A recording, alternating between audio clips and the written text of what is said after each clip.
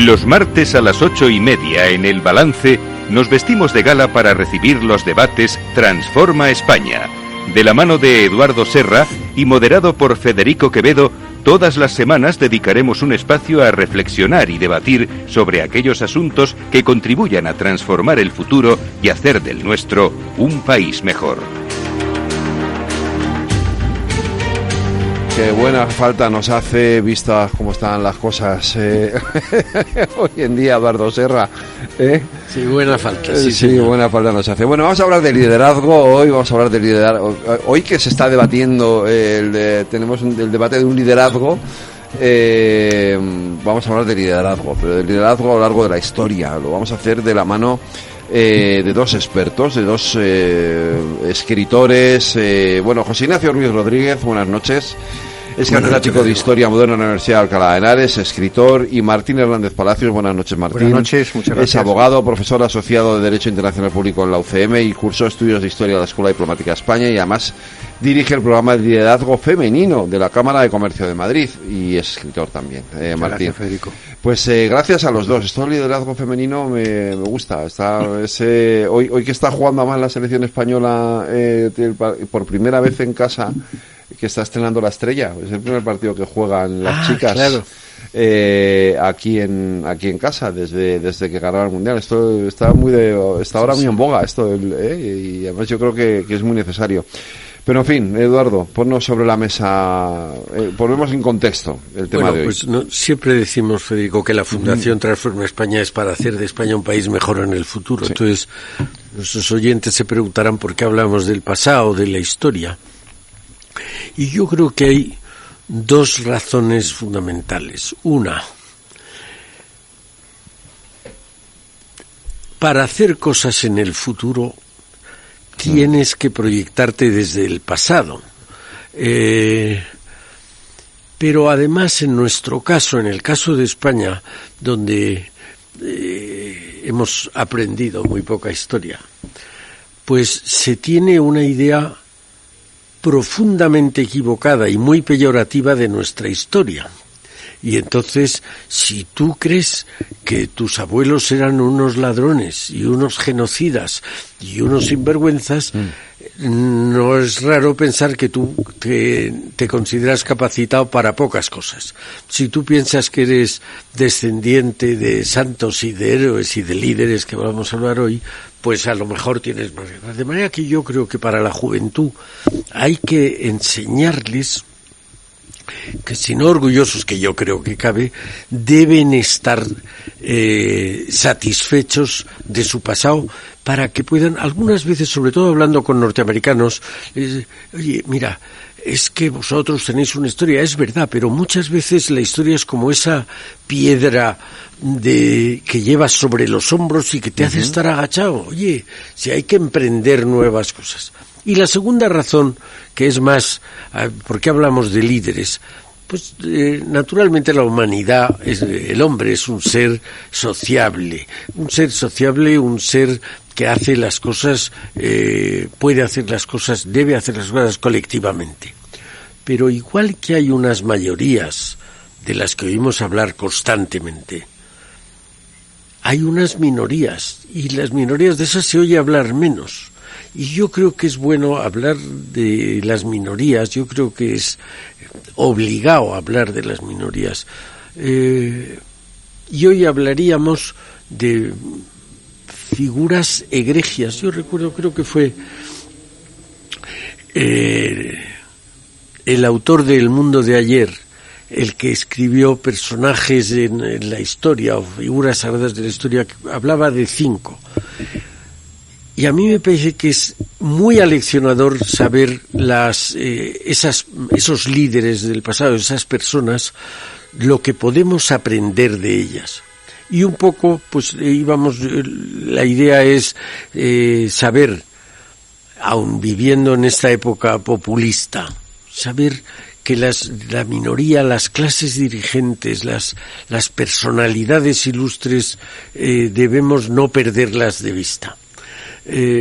Martín ha escrito un libro sobre Álvaro de Bazán que he leído este verano, y realmente muy poca gente sabe quién fue don Álvaro de Bazán. Muy poca gente sabe que no vivió largamente, no perdió nunca una batalla. Y hay un verso bonito que dice: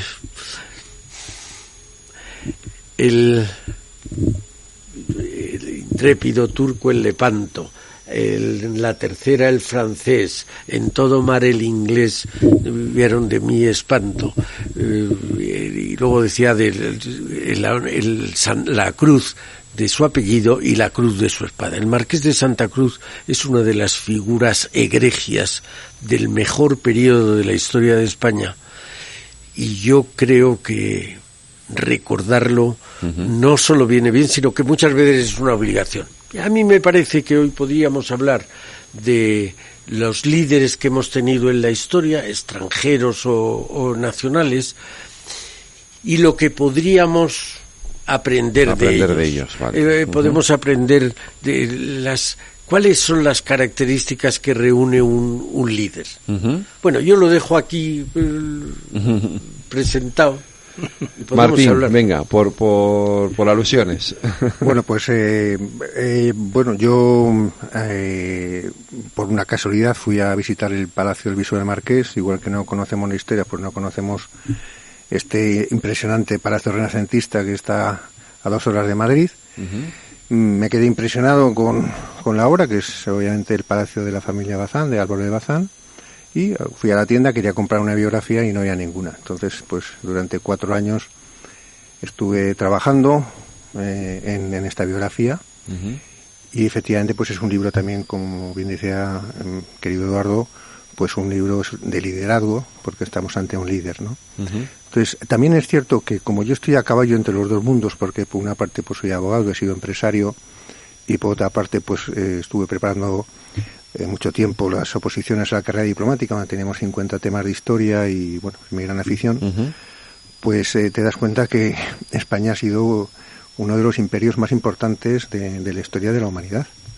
Y este periodo, precisamente, que abarca Álvaro de Bazán, que es de 1526 a 1580, pues digamos que es el cenit, porque, como todos saben, en 1580 se produce la unión con el Reino de Portugal, con lo cual al imperio ya español añadimos todo lo que es Portugal de 1580 a 1640. Entonces, yo realmente creo que la historia, y de hecho hay una corriente, y ya me pongo en la otra parte, digamos, del management, ¿no? Porque pues conozco a muchos. Hay un pequeño sector, pero muy importante, de gurús del management, entre los que está Javier Fernández Aguado, por ejemplo, Juan Carlos Cubeiro, Antonio Ortega Parra y yo mismo, que utilizamos la historia para explicar liderazgo.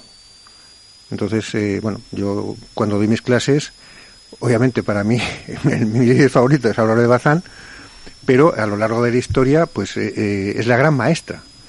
Incluso llegué a descubrir, porque un amigo psiquiatra me recomendó un libro en el que demostraba la influencia de los padres en el liderazgo positivo o negativo, y me cuadra con todos los que he estudiado. Es una cosa impresionante. José Ignacio. Bueno, pues sí, se están diciendo cosas. Empezaba Eduardo introduciendo sobre el tema del liderazgo y la importancia. Yo tendría que decir, como historiador de largo plazo, ¿no? De largo recorrido, que las civilizaciones siempre las han construido grandes hombres. No ha sido un problema, según decía Toynbee, los pueblos, antes de hacerse civilizaciones, pues es como cuando el mar está atacando y detrás hay un gran acantilado, y entonces la mayor parte de la gente se entrega y muere hasta que hay alguien que de repente se le ocurre la idea de decir, bueno, aquí hay que escalar para salvarse, ¿no? Se salva, y esa es la idea del salto que se da para construir, para salir de una sociedad primitiva, de una sociedad, de un pueblo tribal, para construir una civilización, una metáfora, ¿no? Que es interesante, que a veces perdemos de vista, como estamos muy fijos siempre en el corto plazo. No sabemos hoy día, aparte que no se sepa historia, que se sabe muy poco. Ortega en los años 30, ya en una conferencia que daba, decía: el español medio sabe muy poca historia. El español medio. Bueno, han pasado 100 años, justamente, 100 años, y el español medio sigue sabiendo bastante poca historia, o menos historia todavía.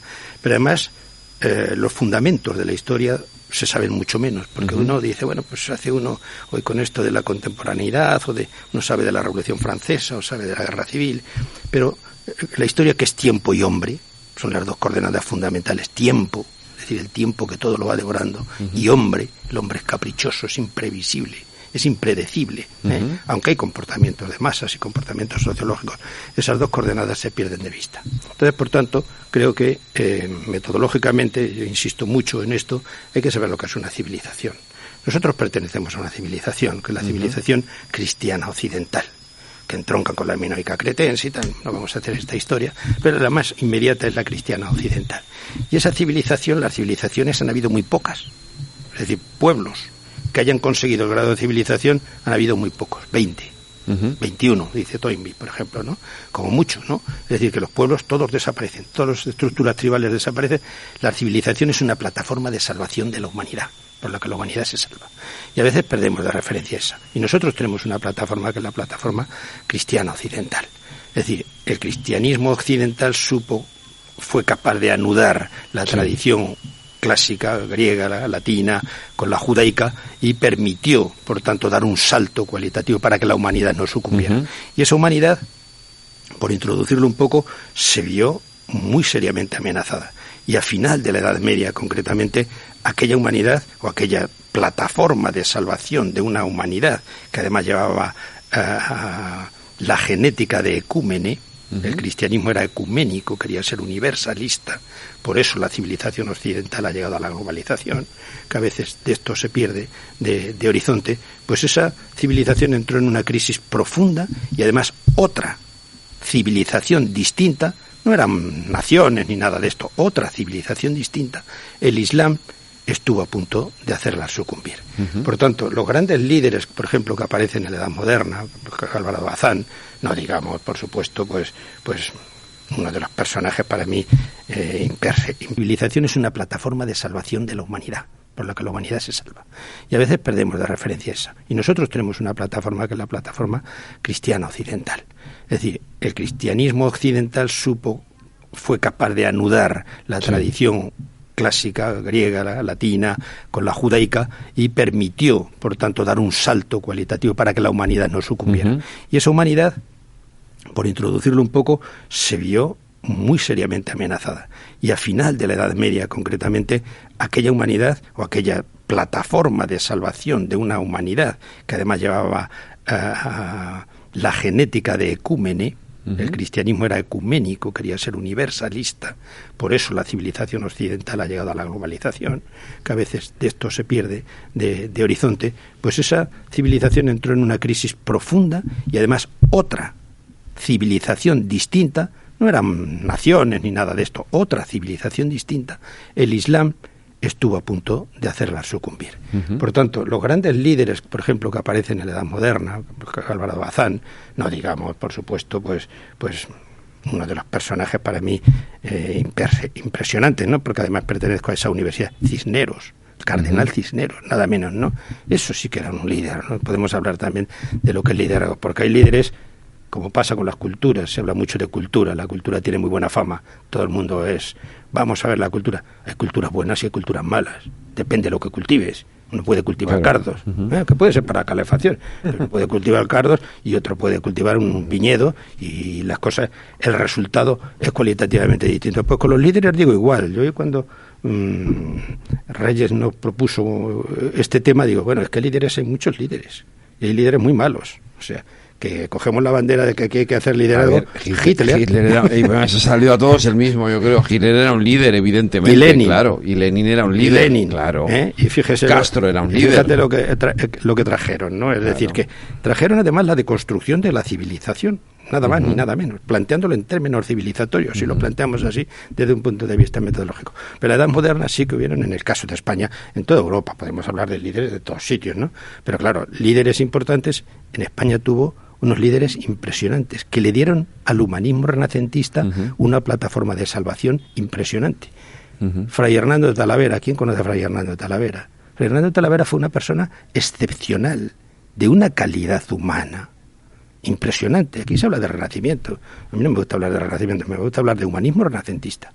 Porque en aquella época lo que se recupera es el papel del hombre, que es el protagonista de la historia. El papel del hombre. Y en el tiempo. Pero Hernando Talavera fue un genio, pero un genio. Pero además son gente que es visionaria. Cisneros, Cortés, Álvaro de Bazán. No voy a decir Carlos V, que yo tengo mis dudas. Carlos V hereda un imperio, el hombre con unos fundamentos muy sólidos, trata de defender su imperio, pero ahí estaba Felipe II. Felipe II, un rey bastante denostado, y Felipe II era un líder, para mí, desde mi punto de vista, ¿no? Un líder también diríamos en positivo, porque defendía la civilización cristiana occidental, a la que él estaba llamado a ser uno de los líderes de esa civilización. Y tenían esa conciencia, no, bueno, es que era católico. Defendían que la civilización cristiana occidental, después de tener una gran ruptura con Lutero, otro líder, Lutero, estaba en serias dificultades. Por tanto, bueno, quería hacer esta primera aproximación, de llamar la atención sobre estas cuestiones. No, está muy bien. Yo creo que lo que dices es una gran verdad. Pero además, Carlos V, que nace en 1500, viene a España con 18 años y al año siguiente Lutero planta sus tesis. Es decir, que alguien llamado a hacer el primer gran imperio de la modernidad, pues nada más empezar le han roto el basamento que era la unidad de la fe. Y yo creo que esa labor de España, que lleva a cabo durante mucho tiempo, luchando literalmente contra tirios y troyanos, contra el Islam, los turcos del momento, en América, en Europa contra los protestantes, que los protestantes estaban en los Países Bajos, y estaban en Alemania, y estaban en Inglaterra, también hubo guerras con Francia en Italia, ¿no? Esa defensa que nos hizo luchar contra todos es la que de alguna manera fabricó la leyenda negra. El horror para nuestros hijos es que se crean la leyenda negra, que era la propaganda lamentable que frente a Hernando de Talavera hizo Debrí con sus dibujitos. Esa propaganda es la que nuestros hijos han aprendido. Yo recuerdo una vez, el año 92, estaba yo en Estados Unidos y me dijeron, bueno, es que ustedes, era el 500 aniversario de la conquista, del descubrimiento, ustedes es que han matado a mucha gente. Digo, sí, hemos matado a mucha gente, sí, realmente claro, que no hemos hecho como ustedes. ¿Por qué? Digo, pues ustedes los mataron a todos. Hay una diferencia cualitativa, sí. Claro, pero eso no se sabe. Yo les digo a mis amigos, ¿sabéis el Mustang? ¿Qué es el Mustang? No, un coche estupendo. Sí. ¿Un caballo? El caballo de la Mesta. Claro. Caballo nuestro. El caballo de la Mesta que se lleva allí. ¿Y sabéis que el símbolo del dólar es el escudo de España reducido, sin corona y sin regiones? Las torres de Hércules. Claro. Real de A8. Claro. Es decir, que si hay una historia grande en Europa, luego nos ganaron los ingleses, fabricaron la leyenda negra y ahora nos llevamos muy bien con ellos. Pero lo que quiero decir es que no nos podemos creer la invención de nuestros enemigos. Yo creo que además, ahora que España ha vuelto a abrirse al mundo, que ya estamos en todos los foros internacionales, yo creo que es el momento de volver a restaurar la verdad de nuestra historia y la verdad de nuestros líderes. Y digo esto porque ahora mismo empiezan a aparecer documentos, libros. Ha habido uno que he leído este verano de un catedrático argentino que se llama Marcelo Gullo sobre Madre Patria, o el que hubo... Nada por lo que pedir perdón, tiene también. Sí. Y va a publicar ahora otro que se llama Lo que América le debe a España, en octubre. Pero que tenga que venir un argentino a contarnos. Ya. Y además... No, pero es que eso es la hispanidad también. O sea, ya, pero es que en Argentina ese libro no se puede publicar, fíjate, lo tienen prohibido. No, ¿el qué? No lo puede publicar en Argentina. Claro. Le tienen totalmente vedado. Me pasó también con Pablo Victoria, este historiador colombiano al que yo rindo homenaje, porque gracias a él pues también recuperamos la figura de Blas de Lezo. Y luego fue por suscripción pública se hizo la estatua que está en Colón. Pero yo quería hacer un apunte, Eduardo, si me lo permites, ¿no? Es decir, que cuando se dice, ustedes mataron muchos, vamos a ver. España fue llevando una cultura y una civilización. Y el propósito de España y la reina Isabel era evangelizar. Claro. He planteado antes el tema importante de lo que es una civilización cristiana occidental. Valores tan importantes como es la persona, como es la defensa de la persona. En la reina Isabel eso estaba vigente. Iba allí y cuando ven las monstruosidades que hay, no les queda muchas veces más remedio que enfrentarse, porque quieren llevar, es una civilización muy superior, esto ahora no se puede decir porque todo el mundo somos iguales, pero desgraciadamente pues no. Pues claro, cuando llega uno y ve allí lo que ve, con lo que se enfrenta, por ejemplo, Cortés, pues bueno, pues pasa lo que pasa, ¿no? Pero es que lo que estaba ocurriendo allí eran monstruosidades que una cultura y una civilización como la nuestra, que defiende sobre todo el valor de la persona, eso era intolerable. Un tipo que le arrancan el corazón en sacrificios y en cosas horrorosas. Se lo comen todavía latiendo.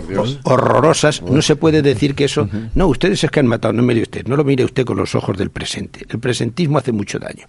Y además es lo contrario de un intelectual. Un intelectual historia siempre hay que mirarla con los ojos del momento, del entendimiento, del pretérito, que no son categorías ni valores de lo que uno tiene ahora. Esa obsesión por mirar la historia siempre desde nuestra perspectiva. Es evidente que en la historia se hicieron cosas y pasaron cosas que hoy no pasarían, pero claro, no puedes verlas nunca desde esta perspectiva. Marcelo Ulloa dice, y me parece muy importante, que tanto Cortés como Pizarro, como los cientos de conquistadores, no conquistaron América, liberaron América de las tiranías de los aztecas y de los incas y no sé qué.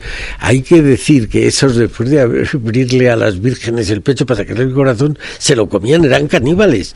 Claro. Pero ¿por qué se le van con ellos muchos pueblos para defender claro, de la mano de Cortés? Porque eran masacrados, eran atropellados, se apuntan a defender a Cortés porque es su salvación y siguen una bandera de salvación. Inmediatamente que empiezan a evangelizar, naturalmente, que ese era el proyecto, lo que no quiere decir que no hubiera algún miembro de pues que abusara con una India. El allí ser humano es como aquí. es, ¿no? Claro, allí, aquí, cualquier señor. Pero los valores fundamentales de esa civilización es lo que muchas veces no se plantea ni la gente no es capaz de ver ni entender. A mí un alumno, por ejemplo, me dijo en la universidad, estaba el día a leer el prólogo de Max Weber de la ahora no me acuerdo, el prólogo de la ética protestante del espíritu del capitalismo, sí. Del espíritu del capitalismo.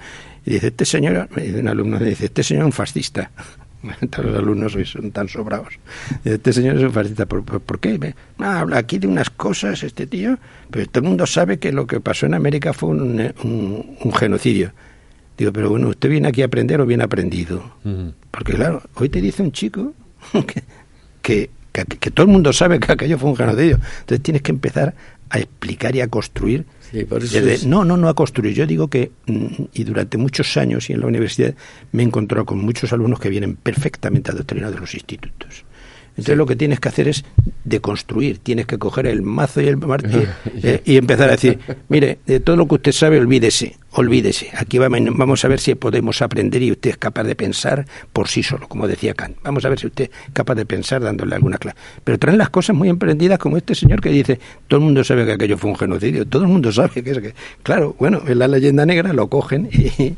Bueno, yo empezaba hablando de mayorías y minorías, porque creo que uno de los cambios grandes de nuestra época es lo que llaman el populismo, que es que todo el mundo, en ese sentido que tú dices, de todo el mundo es igual. Oiga, no, mire, si yo me subo a un avión y me dicen que quién quiero que pilote el avión, un oficial con 10.000 horas de vuelo, o el que elija el pasaje, yo prefiero un oficial con 10.000 horas de vuelo. Y estamos sufriendo ahora en España y en Europa y en el mundo una ola de que lo que diga la mayoría es probablemente uno de los mejores tratadistas de la democracia moderna, que es Tocqueville. Sí, lo vamos a dejar para después de la publicidad porque tengo mucha hoy Vale. y tengo que parar ya. Vale. Porque si no me riñen.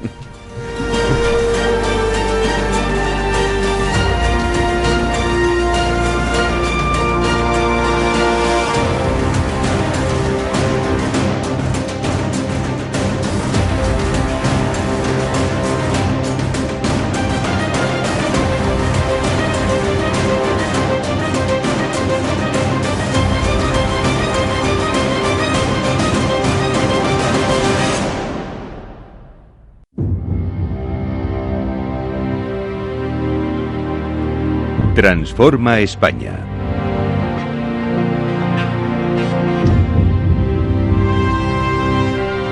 Las 9 de la noche, las 8 en las Islas Canarias. Continuamos aquí en nuestros debates Transforma España. Estamos hablando del liderazgo a lo largo de la historia. Yo centraría un poco porque luego media hora se va enseguida. Sí. Y es lo que nos queda. Y hemos venido a hablar de liderazgo y de líderes. Y yo me gustaría preguntaros, Martín y José Ignacio, ¿cómo se identifica a un líder? Bueno, yo, aparte, digamos que el líder más completo que yo he estudiado, primero hay que partir de la premisa que, o en mi opinión, ningún líder es perfecto. Bueno, es decir, claro, todos los líderes tienen... Pero a mí de los que más, y yo divido mi teoría de liderazgo como, digamos, en la parte práctica de liderazgo y la parte ética, por así decirlo, ¿no?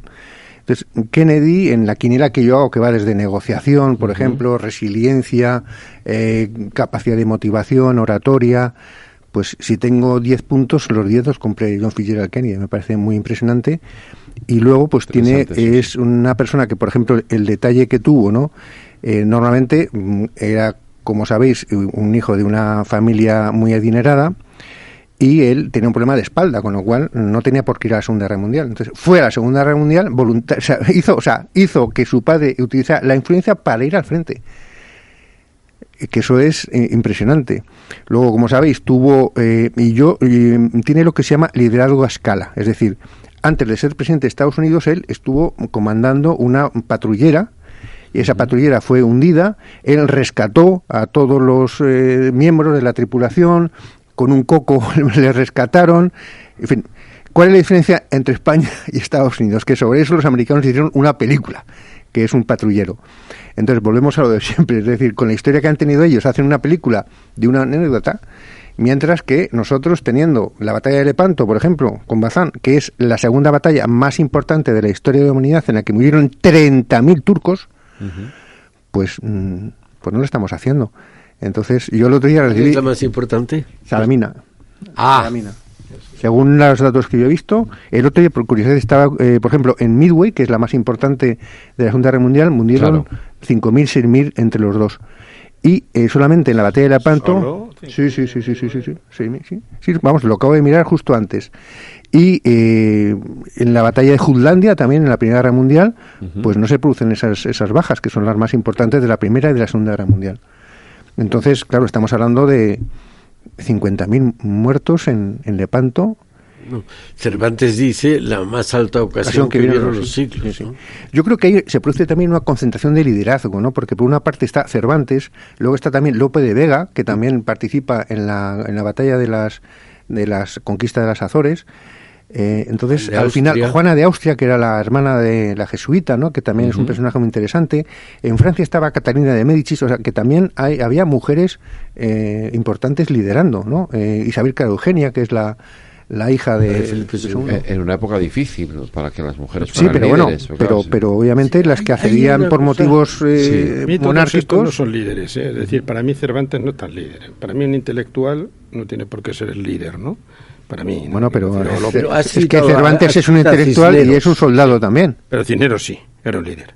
Cisneros era muy, muy, muy líder, porque ese fue un hombre que es, para mí, un líder, que yo creo que, no sé, se planteaba una cuestión de si nacen o se hacen. Ahora, como todo se puede hacer, pues parece que se tiene derecho a todo, pero yo creo que los líderes nacen, son gente excepcional. Un líder es un tipo excepcional, que puede utilizar su liderazgo para bien o para mal, estoy diciendo, como hemos dicho antes, ¿no? El líder, Hitler sabía mover masas y los encendía absolutamente. Podemos analizar las causas sociales, económicas y tal que producían, pero había que moverlo y canalizar esa energía, la energía social, canalizarla en una dirección. Y eso lo hacen muy pocos hombres. Líderes hay muy pocos. Y Cisneros sí que lo sabía.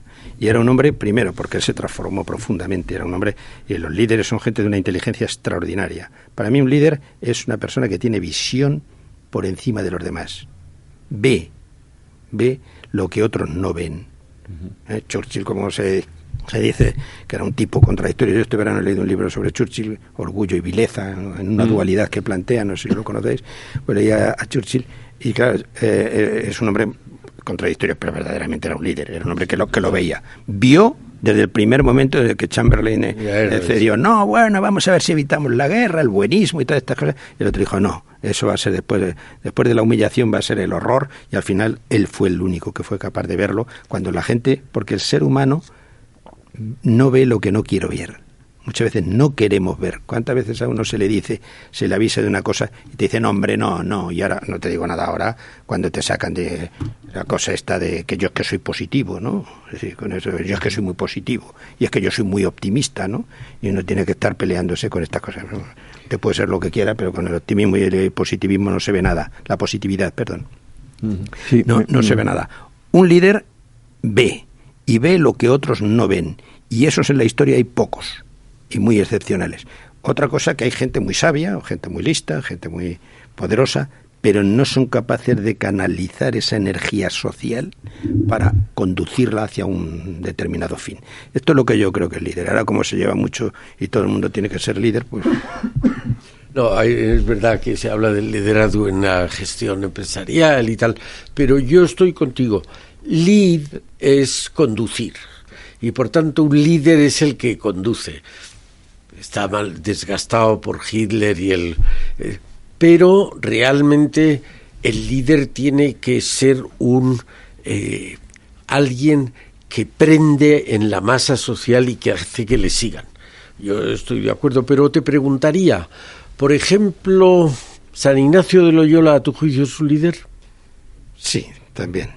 Hombre, un tipo que crea una orden como la que orden y que somete además a todos a un principio como el de la obediencia, tiene que tener por eso tiene que tener una fuerza. Lo que quiero decir de bigote, ¿no? Lo que quiero decir es que no hay solo líderes en la milicia o en la política. No, hombre, claro que no. Hay líderes. Para mí Juan Pablo II era un líder. Exactamente. Claro. Eso es. Claro. Exacto. Pero Juan Pablo II, si queréis, con Thatcher y con Reagan, son los que acaban con la Unión Soviética y con la Guerra Fría. No, pero eran líderes. Y no eran militares, pero eran líderes políticos o religiosos. Cuando digo San Ignacio, estoy diciendo que no podemos pensar que el líder o es militar o es político. Se puede ser en muchos otros campos. Ahora os pregunto, ¿Santa Teresa de Jesús era líder? ¿Me permitéis un momento, una matización? También, todo fundador. Bueno, sobre los jesuitas, en el ámbito del management, hay dos autores que han estudiado el liderazgo al estilo de los jesuitas. Hay dos libros bastante importantes. Y luego, también recordaros que, por ejemplo, Baltasar Gracián, El arte de la prudencia, es un libro de obligada lectura en las escuelas de negocio norteamericanas. Y aquí no lo estudiamos. El arte de la prudencia el arte de la prudencia de Gracián se considera uno de los mejores libros de management de la historia.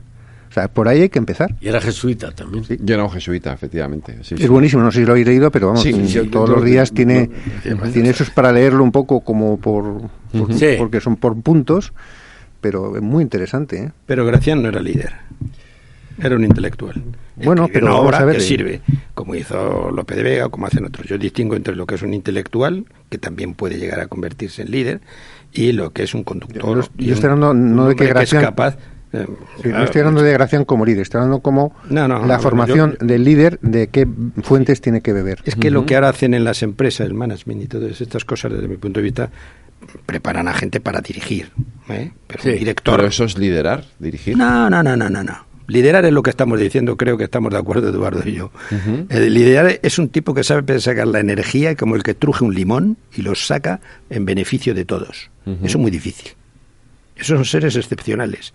Yo no quiero reducir al común, como ahora, porque todo el mundo tiene derecho y todo el mundo tiene derecho a ser líder, que todo el mundo puede ser líder si estudia liderazgo. Hay gente que son excepcionales y el líder es un ser excepcional, y que tiene esa visión que no tienen otros y que además es capaz de comunicar a los demás esa energía que él tiene. Antes, cuando hablaba de la construcción de las civilizaciones, y he puesto el ejemplo de ese que es capaz de trepar por un acantilado para salir, para que el mar no se lo lleve y acabe con el pueblo, diciendo no, hay que superárselo. Eso lo hace uno. La mayoría se entrega cuando ya nos entregamos. Pero el ser humano, además, es que cuando hablamos, y en la historia se olvida mucho, porque desde que, sobre todo el siglo XIX, la historia se hace historia social. Importan las masas. Sí. Se cuentan por estadística y tal, y nos olvidamos del hombre. Pero el hombre no. El hombre es importantísimo en la historia. Y hoy ningún historiador estudia antropología. Y un historiador que no conoce al hombre, la naturaleza del hombre, que conocerla ya tiene guasa, pero no saber que es mimético, que el ser humano es violento, que el ser humano es expansivo, que el ser humano... No saber todas estas cosas, no conocer el sujeto de la historia, no conocer el sujeto de la historia. Hoy hacemos tablas de productos, de producción, de consumo, de no sé qué, para la historia económica, y no se fijan en los hombres. Y claro, en la historia los grandes cambios lo han producido siempre hombres. Para bien, vuelvo a insistir, y para mal. Y ahora, que hay pocos líderes, evidentemente, ahora estamos para mal. Por eso estoy hablando de la decadencia occidente. Nos estamos jugando nuestra civilización. En el 2011, con la crisis del 8, escribía el libro del colapso de Occidente con un economista, el colapso anunciando que podríamos, y el concepto de colapso también es toynbiano, ¿no? Es decir, que es uno que se está cayendo por el acantilado y está agarrado intentando salir, sacudirse. Y ahora estamos también en una, yo creo que ya estamos en una decadencia que nos vamos para adelante, ¿no? Es decir, que muy grave, ¿no? De Occidente. De Occidente. Cuando hablo de Occidente, de la cultura cristiana occidental, ya no hay casi cristianismo, quedan valores cristianos, porque muchos redentoristas de estos de las ideas marxistas, pues tienen un fundamento cristiano, trascendente, liberador, etcétera, etcétera. Es una nueva religión, laica, pero tienen fundamento porque solo pueden pensar como piensa nuestra cultura. Y la que han heredado. A mí eso me parece evidente, pero probablemente ahora mismo lo que estamos viendo en el mundo es emerger China con ya alguien que era el testigo de esa cultura cristiana occidental, que es Estados Unidos como potencia hegemónica, pero es verdad que el occidente primigenio, que era Europa, se está cayendo al lado de esos dos rocas en ascenso, ¿no? Europa con Estados Unidos. Yo siempre defiendo que América es la civilización cristiana occidental. Sí, sin duda. Lo que pasa es que la del norte es la protestante y la otra es la católica. De la cesura que se produjo en la Edad Moderna entre católicos y protestantes, que eso es, culturalmente hablando, es importantísimo. Yo creo que ahí está, y a eso me he dedicado algunos años de mi vida investigadora, a explicar lo que es el protonacionalismo europeo. Yo estuve en Estados Unidos y me dijeron, ¿nos puedes hablar del nacionalismo?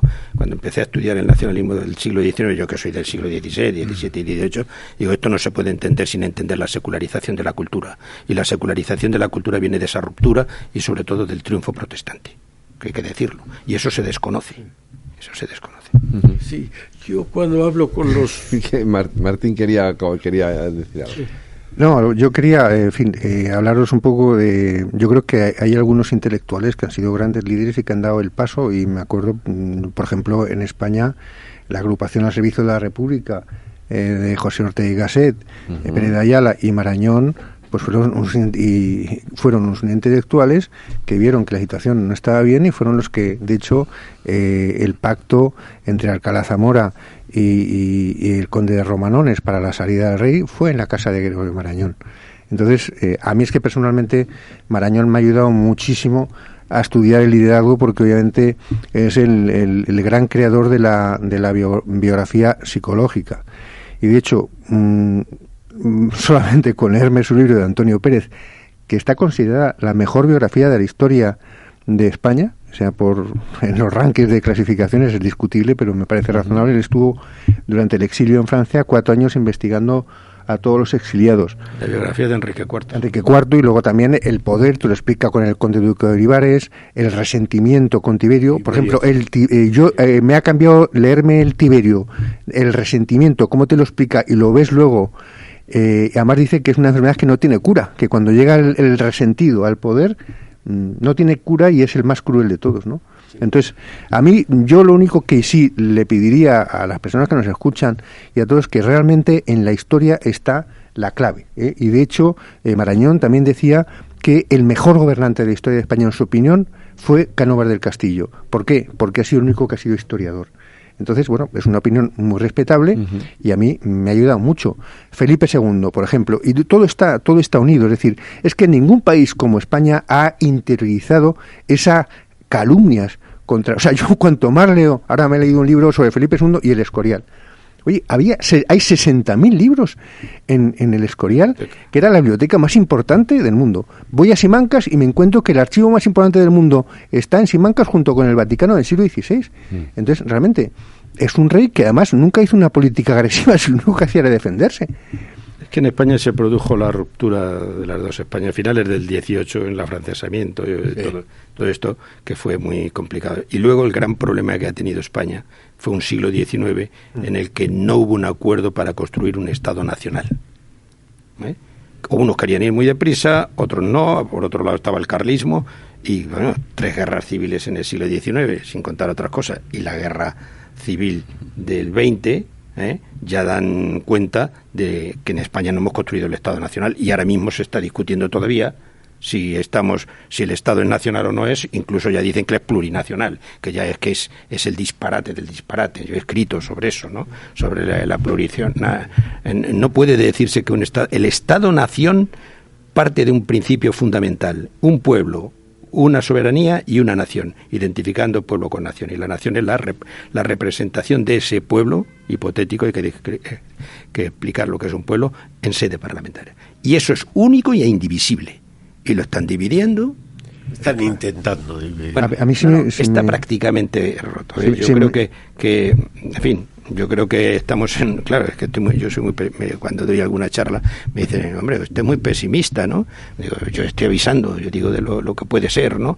Es decir, yo, que estudiaba bien el nacionalismo, desde los orígenes, el protonacionalismo en Europa, y dirigía una colección sobre los orígenes del protonacionalismo en Europa de investigación, pues claro, creo que conozco lo que es el nacionalismo. El nacionalismo es finalista. Hay dos tipos de nación: las naciones que se crean, que se inventan, y las naciones históricas. Hay muy pocas naciones históricas. España. Nosotros somos una nación histórica, también política.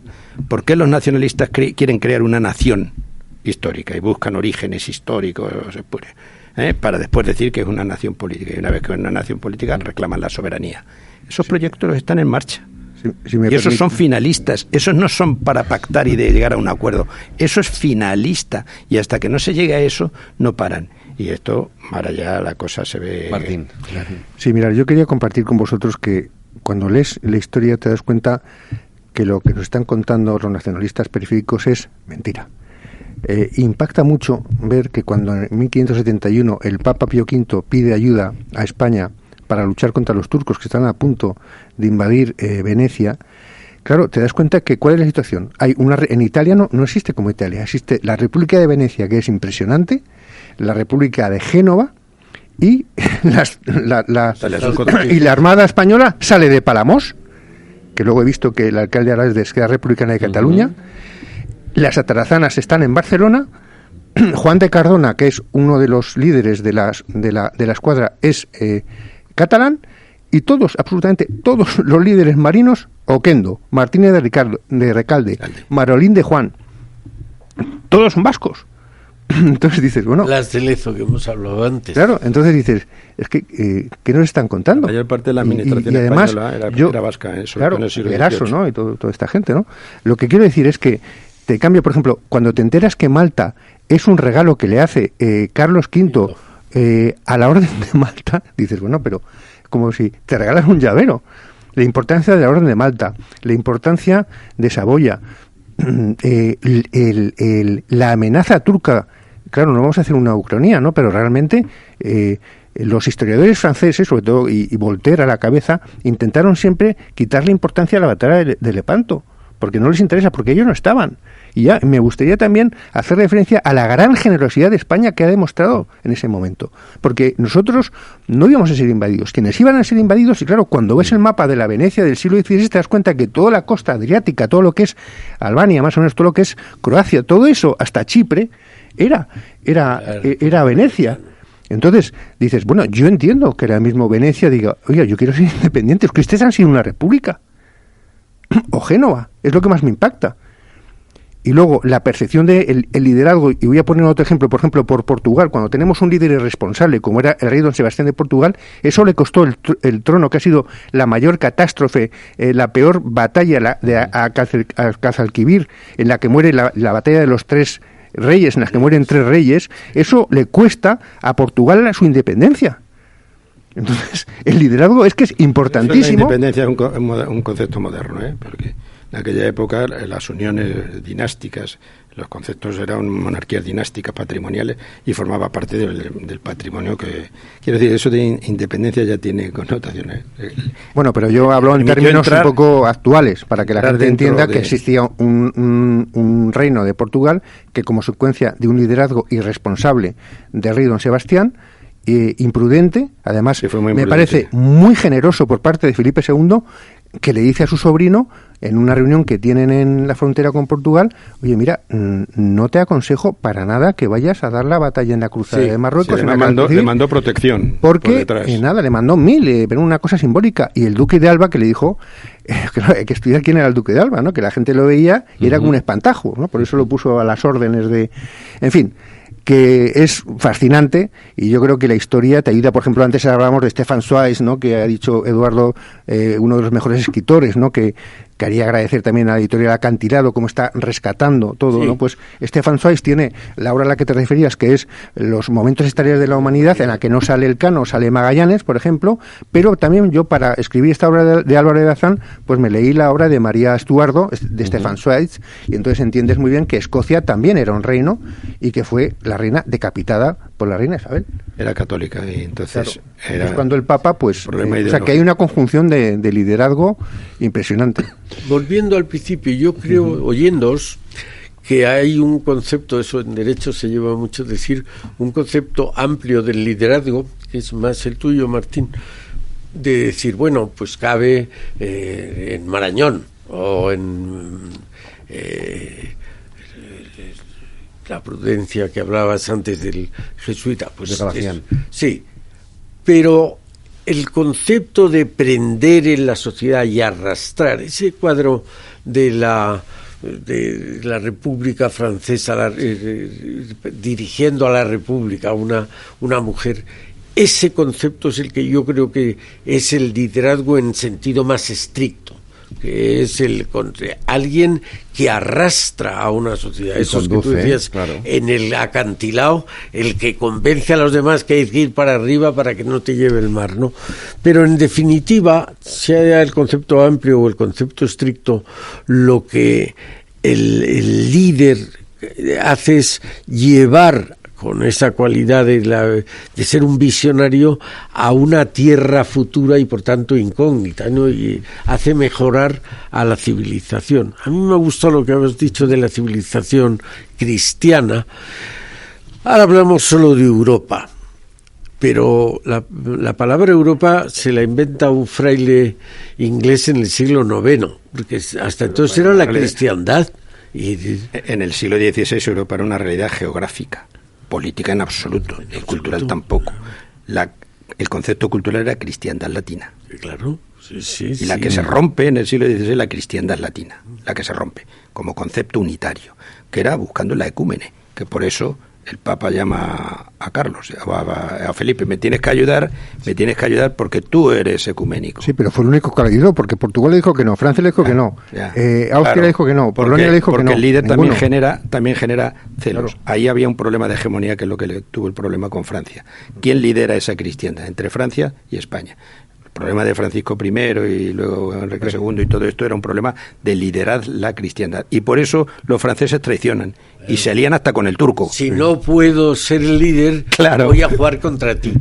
Pero es verdad, yo creo que ha habido tú decías una generosidad, yo creo que es verdad. España se ha vaciado, tú explicabas lo de América, pero se ha vaciado también en Europa, y sin embargo lo que ha sido parecía es que éramos los malos. Pero yo quería hacer dos matizaciones. Primero, quería rendir un homenaje a un gran filósofo español, que es Javier Gomá, que ha escrito una tetralogía sobre la ejemplaridad, y que me parece que cualquier político debería leérsela, esos 4 libros, sobre todo en ejemplaridad pública, antes de empezar. Y ya que hablamos, y me preguntáis de liderazgo, que es un tema que yo llevo estudiando 30 años porque me fascina, quería hacer, mira, hace poco me llamaron de una escuela de negocios para dar una conferencia y me dijeron, elige a 3 mujeres españolas y liderazgo. Yo elegí a Isabel la Católica, a Clara Campoamor y a Margarita Salas. Me parecen 3 mujeres impresionantes. La que más me impresionó fue Margarita Salas. ¿Por qué? Bueno, porque vivía en un mundo todavía donde le costaba muchísimo destacar, estaba un poco a la sombra de Eladio Viñuelas, que era su marido, se fue a Estados Unidos y consiguió, es la mujer que más dinero ha conseguido para el CSIC de la historia. Cedió la patente y eso genera casi 6 millones de euros. Yo en la lista que había puesto de líderes estaba Isabel la Católica y Clara Campoamor, no me he puesto a Margarita. Bueno, yo si habéis cogido pues más o menos por periodos, y bueno, yo creo que Margarita Salas, que ha muerto hace poco, pues me parece que es una mujer además muy positiva, muy didáctica, muy generosa, una grandísima investigadora, muy trabajadora. Bueno, entonces... Hombre, en el perfil ese que dices tú, de conductor, de quien que conduce a Agustina de Aragón. Es decir, sin duda. Claro. María Pita, ¿no? Claro. Y por decir otro de fuera, Juana de Arco. O Juana de Arco, evidentemente, claro. No, pero Isabel la Católica, por supuesto, aquí, sí, ¿no? Por supuesto, claro. Pero también es un buen símbolo de una persona que es capaz de llevar... Claro. De todas formas, analizando todo esto, a mí una mujer que yo descubrí que me sorprendió muchísimo fue la mujer de Julián Marías, Dolores Franco, que tiene el mejor libro, no sé si lo habéis leído, que se llama España como preocupación, que yo creo que es de los mejores ensayos que he visto. Entonces, sí, yo lo conocí. Yo por eso preguntaba antes por Santa Teresa, porque desde otro perfil, sin embargo, también entiendo que es una fundadora, es líder. Claro. De forma natural. Yo es que tengo mis dudas y vuelvo a decir, Teresa de intelectuales pueden ser muy líder. Sí. Claro. Crea un movimiento. Claro. Una energía, no... Para mí no, bueno, no tiene duda. Hay una biografía de Juan Velarde que se llama Fraga y el intelectual y la política. Entonces, Velarde defiende la teoría de que Fraga, antes de político, era un intelectual. Hay un libro, que se llama de Juan Velarde, que me parece... que tiene, bueno, ha muerto hace poco, pero una persona, yo no he visto una capacidad de trabajo como tenía Juan Velarde, una cosa impresionante, ¿no? Digo, pero ¿cómo publicaba? ¿Con cuántos años? Con 90 y pico años seguía publicando, ¿no? Presidió la Academia de Morales y Políticas hasta casi el momento... Y si me permitís un pequeño rasgo de liderazgo, el que más me impresionó de Álvaro de Bazán es la capacidad de negociación. Estamos en el año 1571. El Papa Pío V llama a España. España va, pero estamos enemistados con Venecia. Hay una reunión en Messina y se producen unos incidentes así muy rápidos en los que un capitán español es asesinado o juzgado sumariamente por los venecianos, y entonces todos los líderes, tanto Marco Antonio Colonna, que era el líder de los romanos, como Juan Cardona, como Luis de Requesens, todos le dicen a Juan de Austria, nuestro objetivo ahora mismo son los venecianos, vamos a por ellos y luego por los turcos. Y es Álvaro de Bazán, como gran líder, sosegado, tranquilo, inteligencia emocional, que esto lo inventó Goleman, bueno, más que lo inventó, lo difundió, pero ya Bazán también tenía una gran inteligencia emocional, convence a todos y dice, mira, vamos a cambiaron al líder de Aveniero por Barbarigo, el líder veneciano, y se juzgó a esa persona, pero gracias a Álvaro de Bazán no se destruyó esa alianza. ¿Por qué hizo eso? Pues porque Venecia era una república comercial. Los objetivos de Venecia no eran defender la catolicidad, y los otros sí. Cuando los otros decían que primero Venecia, decía que Venecia es un aliado falso. Pues tenemos que hacer una segunda parte de esto para hablar de los líderes de ahora. Si los hay, que no lo sé, a lo mejor los hay o a lo mejor no. Margarita Salas o Clara Campoamor o el propio Churchill. Son más actuales, evidentemente. Pues muchas gracias, Martín, muchas gracias, José Ignacio, y muchas gracias, Eduardo. Aquí la semana que viene más debates Transforma España. Muchas gracias, cuidaros. Gracias a ti.